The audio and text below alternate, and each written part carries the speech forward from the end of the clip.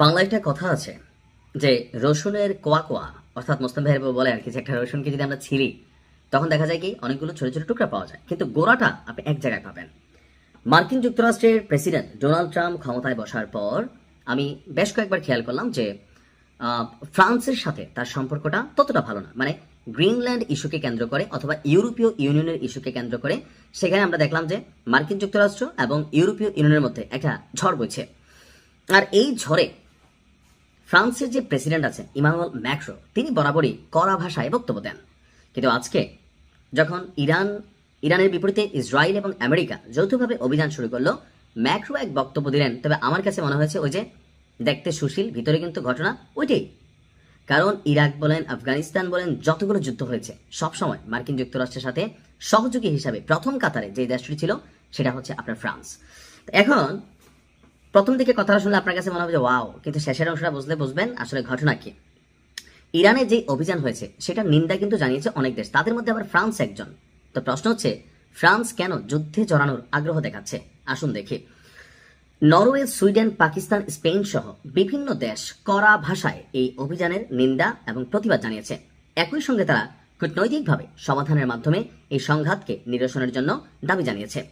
ফ্রান্সের president Emmanuel Macron, তার ভাষা যেটা প্রয়োগ করা হয়েছে সেখানে আমার কাছে মনে হচ্ছে যে পরিস্থিতি আর উত্তপ্ত করারই একটা ইস্যু। তবে সুশীল বক্তব্য দিচ্ছে কি যে যুক্তরাষ্ট্র এবং ইসরায়েল এবং ইরানের মধ্যে যুদ্ধ দ্রুত বন্ধ করতে হবে।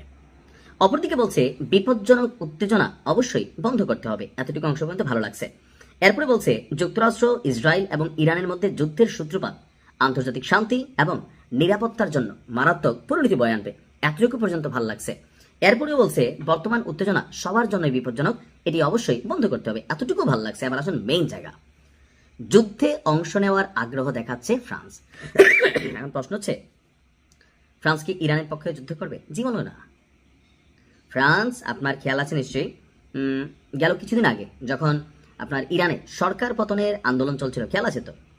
সেই আন্দোলনের সময় এই ফ্রান্স তারা করছে কি ইরানের জনগণের পক্ষে অবস্থান নিয়েছে। অর্থাৎ ক্ষমতাসীন যে সরকার তাদেরকে হটিয়ে কি বলা হয় যে নতুন একটা নেতৃত্ব তৈরি করার জন্য বা ইরানকে ভেঙে দেওয়ার জন্য যে সিস্টেম ছিল সেই সিস্টেমে একটা অংশ তৈরি করেছিল ফ্রান্সও।